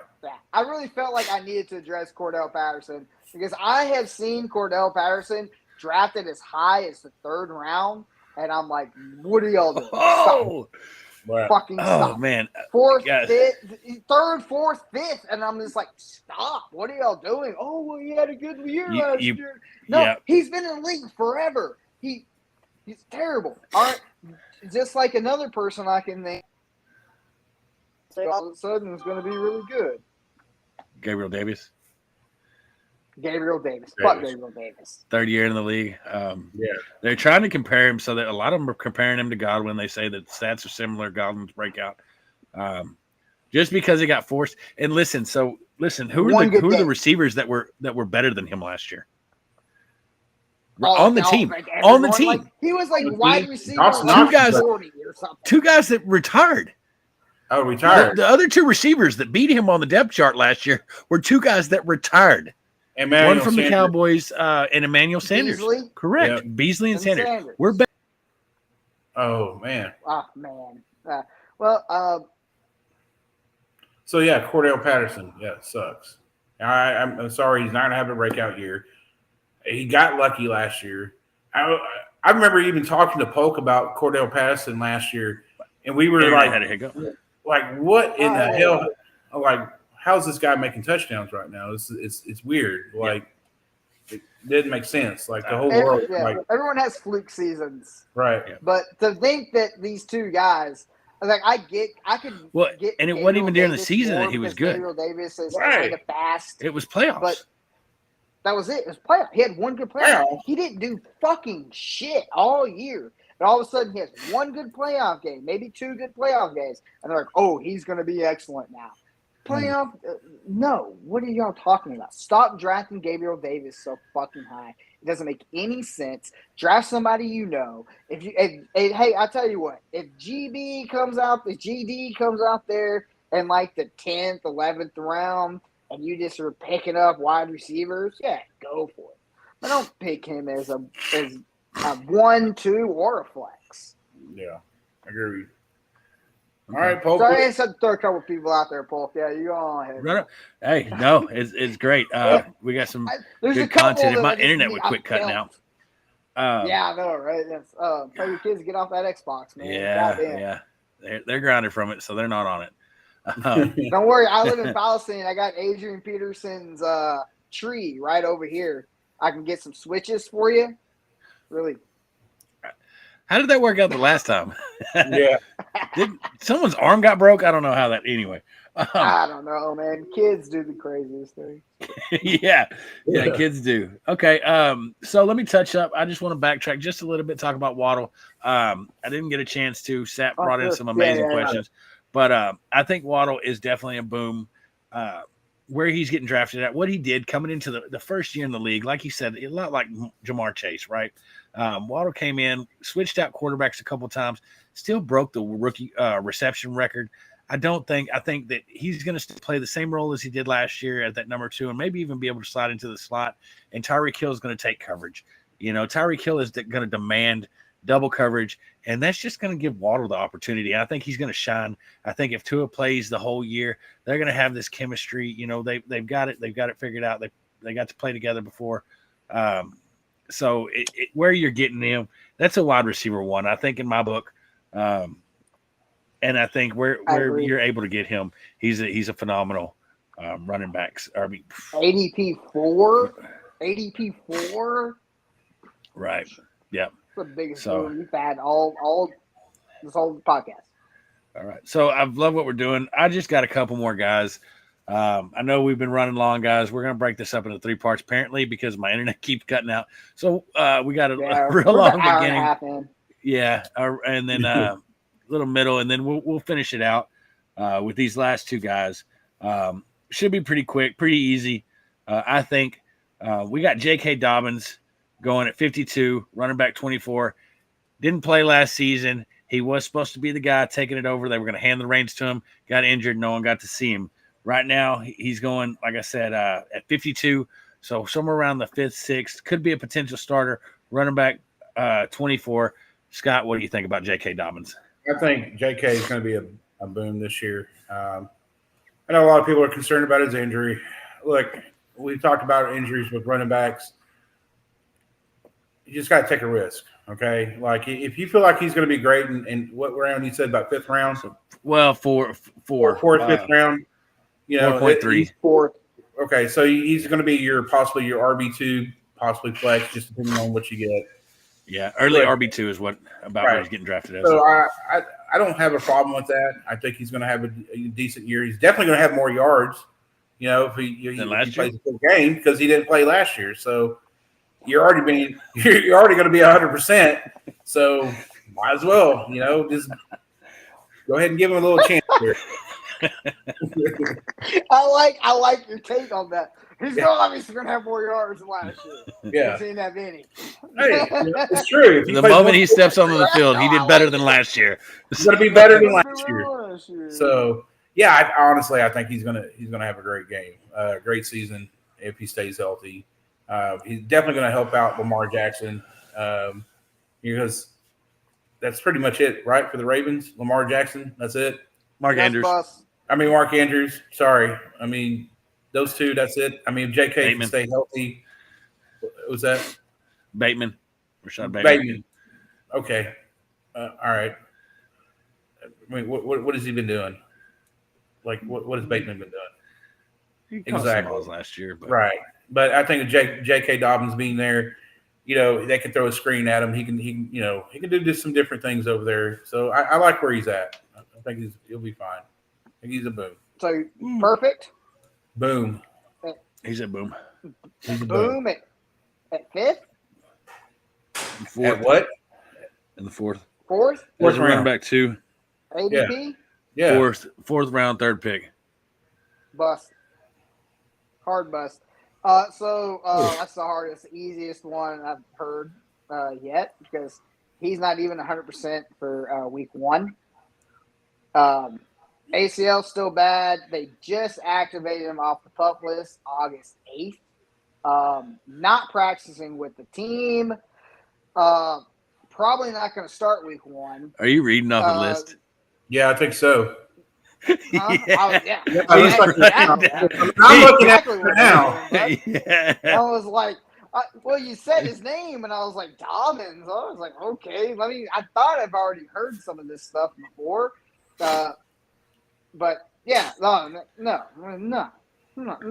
6th to 7th round for me. That's a bust. Anything before the 6th, in my opinion. Okay, Polk. Yeah, and I'm gonna have to go with bust just because he didn't play a full season. He won't be ready week 1. I like J.K. Dobbins. I think J.K. Dobbins could be something in the NFL, especially on the Ravens team. Scott made some great points. He don't have anybody else on that team really. They're going to give it to him, and they're going to give it to Gus Edwards, who unfortunately suffered the same thing and missed time last season. Same thing. Tyson Williams is gone, so the guy that they brought in. So it's definitely going to be their show. But when is it going to be their show, right? When is he going to be able to make his first appearance, and especially after missing an entire year? So that to me, I'd love him, but if I take him at his spot now, the problem is I've got to load down on running backs in the hopes that someone can play until J.K. Dobbins is ready to play, and then at 100%. Sometimes it takes a game, 2 games, 3 games. It can take the entire season before the guy really starts to show it. The potential that they expected from him to get out of year 2. He might be your league winner. Right. Just a little high for me. I would be okay with him as a running back 3. 100%, if I could just get some other players to be able to actually start the season off with. So that's why I think he's a bust, and it's unfortunate, and hopefully we see him come back strong this next year. So I hope so too, because I really like J.K. Dobbins as well. I'm right there with you. I like him a lot. All right, and then so we're gonna talk about a guy that's going at the end. Oh my God! No, we're not. Instead, we're going to talk about 4-part segment here on Punt Situation. Let me give you somebody real quick. No, let me give you somebody real quick. Hang on. Oh, Polk's coming back on. Polk's coming back now. This is crazy. I guess they're all streaming Netflix right now, so that's probably it. Sorry about that, guys. Okay. I don't know if y'all heard all that, but we're going to talk about. I didn't hear any of it. Yeah. What did you not hear? None of it. We're going to talk about, and then you cut out. Got you. Okay, we're going to talk about. A guy going pretty close to the end of the 5th, maybe even early 6th. Okay, this guy didn't work with his first team. Wasn't having it. Didn't like their scheme. He's going to move teams. He's going to get about the same quarterback, I think, in style. Likes the guy that runs around, but this guy's got speed. All right. He's got speed. All right. This guy's got speed. Is he talking about a quarterback or a running back? I think he's going with quarterback. I want to say he's going with quarterback too. Yeah. Now I'm trying to guess what quarterback he's talking about. I'm thinking he's talking about either Wilson. There he's back. All right. Wow. All right. So he's got speed. Okay, he's got speed. Last thing I heard. He got speed. Vitamin Queen. Hollywood. We're talking about Hollywood Brown. Okay. We're talking about a guy on his second team in the first 4 years in the league. 59, wide receiver 24 overall. That's what he's going at. Like I said, at the end of the 4th, beginning of the 5th. Second team, what do you think about all Hollywood, Scott? Well, let's just put it this way. All right. Does he have an upgrade of a quarterback? Throwing wise, yes. Running wise, no. I mean, whatever. But the problem I have with Hollywood is he drops the easiest passes, and if he can correct that, I think he's going to be great. But I think he's going to have an uptick for the first 6 games because D-Hops is going to be out, where it's a suspension. So Murray is going to be throwing to him. So is he going to be a boom or bust or perfect? Man, ADP I have to say into the where he's fourth, beginning of the fifth. where he's at right now, I think he's a boom. If he was drafted any earlier, I think he would have been a bust.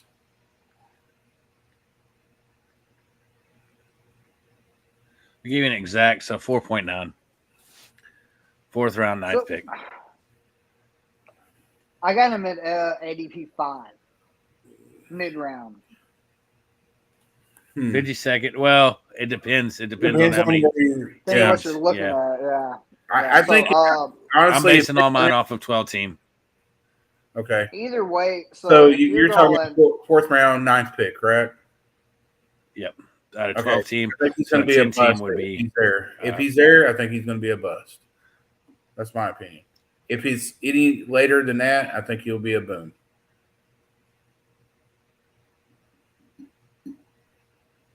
Okay. All right, so you got him at end of the fourth round. Ninth pick. Based on 12 teams. So if 10 team, guys just, divide the number 52 divided by 10 and, second round or second pick and fifth round. I'll tell you what, man. I think it's perfect.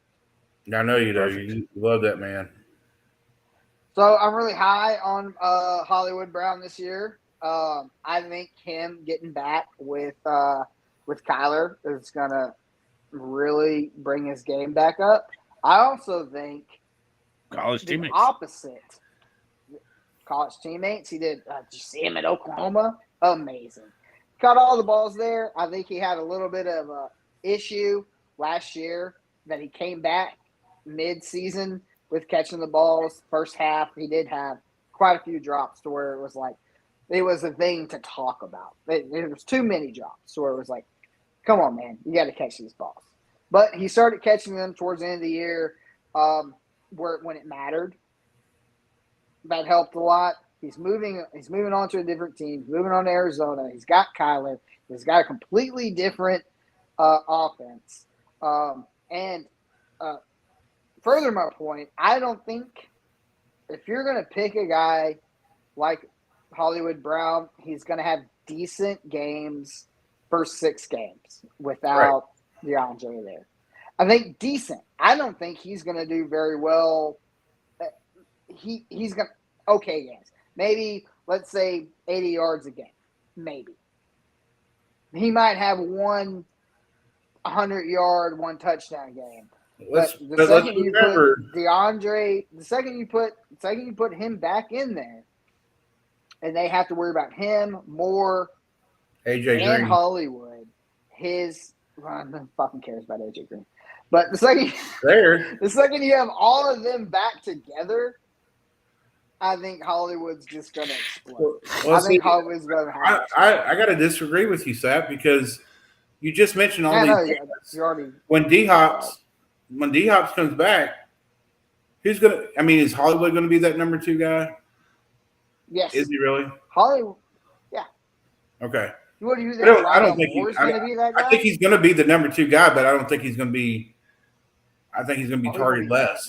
He's going to be targeted less. You have too many good players on that team right now. Who? Name them. You Ertz. You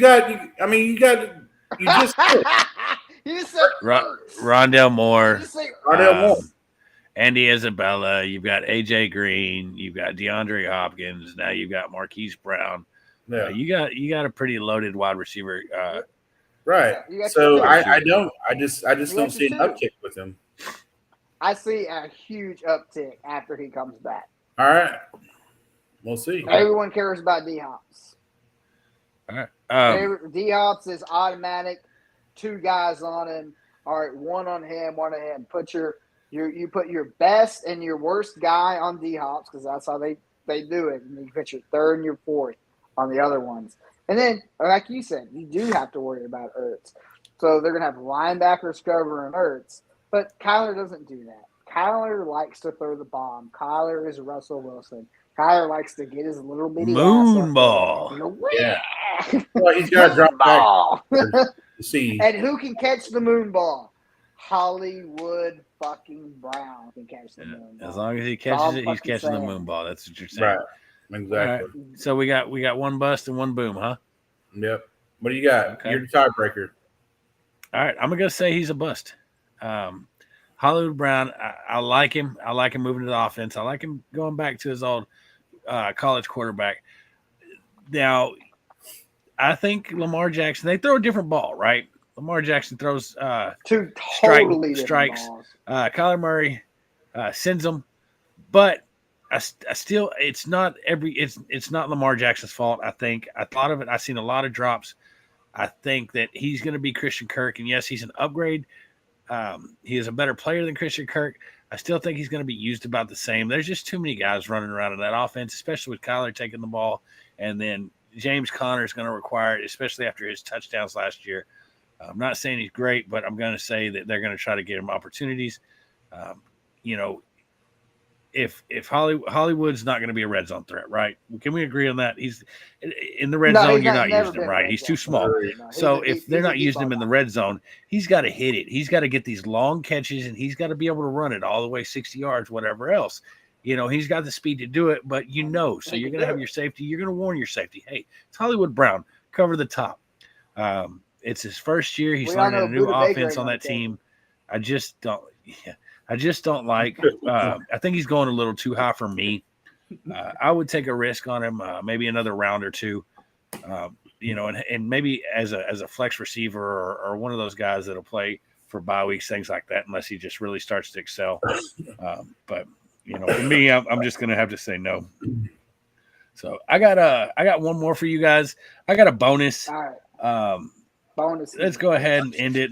This has been an interesting one. We hadn't really talked about this position. This is going to be his third year on this team. Running style quarterback, but hasn't been the most successful running quarterback. His percentages have been up and down. His accuracy has been a little spotty. The team added a number one receiver to help him out. They drafted who they thought was going to be a number one receiver to help him out. Do you got it? You got it. Bust. I'll tell you, bust. We're talking about Jalen Hurts. We're talking about the 65th player picked overall, going as high as the QB seventh quarterback off the board. What are you saying about Jalen Hurts? Oh, bust, man. Sap, I'll let you take over first. Go ahead. Bust. All right. So, what I'm reading right now on mine is ADP sixth round, sixth pick. What are you, fucking high? Jalen Hurts? All right, listen, man. Jalen Hurts, God. Let me have Justin Fields. I don't know. Jalen Hurts, I think, is just completely overrated. Yes. You didn't see a lot from him last year. Now, I'll tell you what, he did have some flashes. He tried to be good. But Jalen Hurts is always going to be that guy who's going to throw the pick at the end of the game after throwing for 300 yards and 3 touchdowns. And then it's going to be a 2-minute, and he's just going to pick. Oh, man, he can't win a fucking game. Now, does that matter in fantasy football? It doesn't. But, he threw 11 interceptions last year. I don't think that's going to go down. He runs it and he throws it way too recklessly. He doesn't trust his offensive line. Just like Justin Fields, by the way. So if you don't trust your offensive line and you're running every single time, you're not getting set. You're not going to throw an accurate ball. You're going to throw interceptions. I don't care if you have A.J. Green and Devontae Smith. I don't care AJ Brown. Alice Goddard. I don't care who you have. If you're too nervous to sit in the pocket and throw it without running around like a little bitch, then, you're not going to do any good. I say he throws 17 interceptions, 17 touchdowns, 3,500 yards. Mark him as a fucking bust. and get it over with. Yeah. Him and Justin and them all can go to the. Did he win a Heisman? I don't think so. He won a Heisman, right? Did Hurts not win a Heisman? I thought he won. I don't think Hurts won a Heisman at Alabama.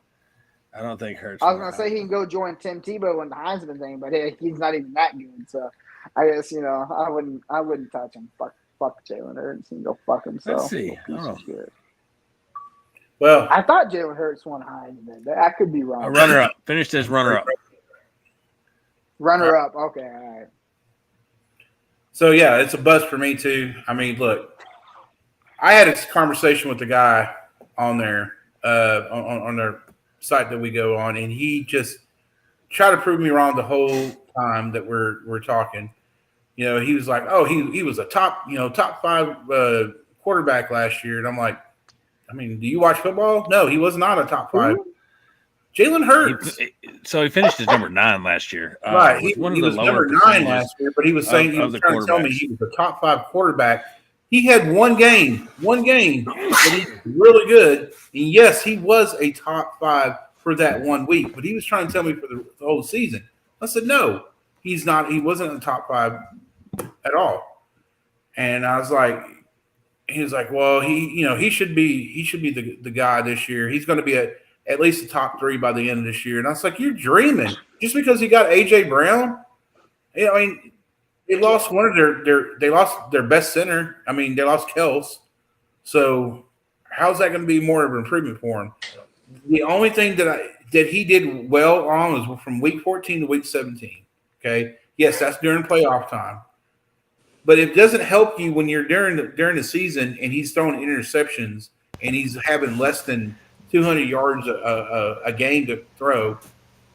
And they're talking about him being an uptick with trying to be with with Lamar Jackson and all those guys. He's like, oh yeah, they got him predicted to rushing over 1,000 yards and 3,000 yards throwing. I don't bring in AJ Brown so that the quarterback can rush it for 1,000 yards. Right, huh? Exactly. So he's a bust. Have 42 running backs, but the quarterback's going to run it. Right, exactly right, 100%. So, yeah, I'm gonna go along with y'all guys. That's why I wanted it to be the bonus round.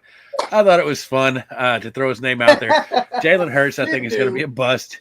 Yes, picked as the quarterback 7. Stop it. He finished as a quarterback 9th. He had one of the lower completion percentages. If you look at the guy above him, Joe Burrow had a 70%. The guy below him had a 66. Kyler Murray, and he had 61. I don't think it's the receiver's fault that he's not completing his passes. I think that's going to be him, and he's got to lean on his running a little too much. When some quarterbacks, yes, Kyler Murray can run, but he can throw the football too. And I don't think Jalen Hurts is that type of quarterback. So unfortunately, he's going to be outside of the top 10, I think, this year. And if you're taking him at 7, you're kind of stretching it, and you're doing that only because he runs. Well, you can get other quarterbacks that'll stand in that pocket and do a lot better for you fantasy-wise than the guy that just runs. So I think they're hoping. Okay, between y'all two. So hold on. Chicago fans and Philly fans are both hoping these guys are going to be like Kyler Murray and Lamar Jackson. Right. It's more like Kyler Murray. Right. Kyler Murray doesn't run around that lot. No. Kyler Murray's more of a gunslinger than anything. But they see these guys and they see like, okay, well, they're mobile. They see a mobile quarterback and think mobile quarterbacks are kind of the same build. But Kyler is a mobile quarterback. But how many yards does he have a year? Maybe 100. Like Kyler Murray's a gunslinger, but he can run it. He's also very fast. They see guys like Lamar Jackson, they see guys like this, and they're like, "Oh, this fits the thing that I want." He's kind of a. They're like, "What? How tall is 6'1"? They're like 6'1". They're not super tall. They're mobile. They're athletic. They're athletes, but they're not throwing the fucking ball. What do you think Jalen Hurts is going to end up by the end of the season? What do you think he's going to be? Is he going to be a top quarterback, like into the season rankings, quarterback wise? Right. I'm terrible at guessing that kind of stuff, man. I'm going to say maybe 14. Polk. I definitely say outside of the top 10. So because of that, I'm going to say, yeah, between 12 and 14, somewhere around there. I agree with you on that. Can we mark this clip? It's not going to be terrible. I want to make sure but next not year where not at 7, right? Right. Not QB 7. Right. He's not winning you a lead. Let's clip this because I want to make sure everybody sees this part about Jalen Hurts and how all three of us agree that he's not a top 10 fucking quarterback. Yep. Doesn't Jalen finish Hurts in gonna be a top 10. bust. I don't think so. No. Outside of the top 10. Right. Not going at 7 like everybody else is. Yeah. He's definitely not going to finish at 7. So yeah. Barely made the top 10 last year, and that's because Kyler Murray was hurt. That's why. Right. I agree with you. Yeah. So. The only reason he made it wasn't because of him; it was because of injuries on other quarterbacks. Right. There was a lot of injuries in quarterbacks last year, so yeah, that's the reason why he made it up there. I mean, you got Kirk Cousins right behind him, nipping at his heels with a 66.3. Kirk Cousins is Kirk Cousins, man. He's always for 4,000 yards a season with 30 touchdowns and 10 interceptions. Right. Dog. Dog. Kirk Cousins is a dog. The dog. Always been a dog. Boy gets the money, gets the wins. Money. 10 a season. You know what? Hey, let's bring that one up real fucking quick. Is y'all stop sleeping on Kirk Cousins, all you fantasy people, because Kirk Cousins has made what he produces wide receivers. Right. Look at Stephon. Look at JJ. The boy knows what he's doing. Thielen. He throws maybe 6. He might throw 6 interceptions a year versus 30-something touchdowns. 10 wins. Stop sleeping on. Boy gets 10 wins. Yep. He gets enough where he kind of deserves his paycheck. Tell you what, if you have to pick Kirk Cousins as your number 1, you're not doing too bad. That's right. You're not doing new bad. offense too. Kirk Cousins is going to be very mediocre, but he's going to get you those 20 that points. McVay magic offense. Yeah. O'Connell's bringing over there. Mm-hmm. Kirk Cousins might throw it a few more times, and a few more times for Kirk Cousins. There's a few more touchdowns, maybe another win. Right. All right. Well, guys, great episode. I think I really enjoyed what we did here today. Boom Buster Perfect was great. Just to recap, we talked about a few things, different draft strategies. If you missed the first half, go check it out. We covered some kickers. Then we did a fun thing, Boom Buster Perfect, where we went through just a couple players and compared them to their ADP, and told whether we think they're booming with that ADP, they're perfect with that ADP, or they're busting with that ADP. Scott, I'm glad to have you back, man. I'm glad you got your surgery done. Everything's taken care of. I'm glad you're going to feel better Saturday when we draft, so that I can really fuck with you when my team is better than yours. I'd hate to mess with a person just fresh off of surgery, not feeling very well. So it's going to be fun. It's going to be good to have you. Yeah. I'm going to get drunk. And I know you can't, but I'll drink enough for both of us. And I'm going to pick the most perfect team so that you can live vicariously through me when I win the championship again. And Sap, I'll bring you along for the ride too. So I'm just glad everybody's back. Everybody's in good spirits. It's football season. Glad to have y'all in the show, and glad to have our listeners. Guys, if you have any questions, just hit us up. You can find us on just about anything. So it's Polk1. You can hit me up at itspolk@yahoo.com. You can find me on Facebook at Kalen Polk. You can find him on Facebook at Punt Situation. We've got Twitter. It's Polk1. We've got a Twitter, Punt Situation. Just add us. You can find us on YouTube. You can find us on Spotify. You can find us on Apple Podcasts. You can find us just about anywhere that you want to listen to us. You can find us. We're going to be there. We're going to be talking about football. So we're going to do this throughout the season. We brought Sap on for this season. We're making the show bigger and better than ever. You can visually see us. You can hear us through your ear holes. It's going to be great. We're going to have a great season, a lot of fun. So we're glad to have y'all and glad to have y'all along for the ride. So I'm looking forward to many more. I hate to say it, but I hate to say the classic thing, but please like and share us and subscribe. Also, it's really going to help with our more people viewing us. The more people who like and share us and subscribe, the more our page gets surrounded by more people, and more people are going to hear it. So please do that on every platform. And let's not forget, if we get 25 subscribers, this man Sap is going to be paying y'all $25. He's going to draw a name. That's right. And you know, that's a bonus. The reason to like us, guys, our audio quality may not be the best, right? We may not have full-blown studios. Our video quality may not be the best. We don't have all these fancy lights, all these things going on. What we do have is solid football knowledge. You like us and you subscribe to us and you listen to us and you share us because we're going to give you the best information to have out there, okay? You can watch NFL Network and you can watch the same guys repeat the same thing over and over, or you can hear real takes from us, guys that are out here living it, that are out here doing it every day. We play in fantasy leagues. We're a part of fantasy leagues. We do this. This is what we do. This is what we talk about day in and day out. This is what we love, and we don't do it to collect a paycheck. We do it because we love it, and we want to share that information with y'all because we're league winners. We've done it. We've won money. Everyone here has won a nice chunk of change on DFS. Have won nice chunk of change in fantasy leagues. You know, we're in multiple fantasy leagues. We're not just running with one draft scheme. We're not just evaluating our teams. Send us your teams. We'll evaluate your teams. We will help you with your lineups. We're going to be here on Sunday mornings just to talk about ins and outs and lineup help. So anywhere you can find us, just look for us on weekday nights. We're usually here around 8 o'clock, somewhere around 7, 8 Central Standard Time. Look for us. You can find us, guys. If you miss us live, you can always go to YouTube, check out our page, like, subscribe, and share that information. You know, you're going to sound real smart if you know some of the things around the water cooler that we say on our show. So that's all I got, guys. All right. Well, like Scott said, remember that we are going to pay $25 for the first 25 subscribers, where we'll put y'all into a randomized thing. And for those first 25, you got a chance to win $25. Free money's fun. So, hey, that's just another reason for you and your friends to subscribe. And we're going to be doing deals like that. And probably even bigger as we blow up and give away jerseys and things like that. So, yeah, we all remember that shit.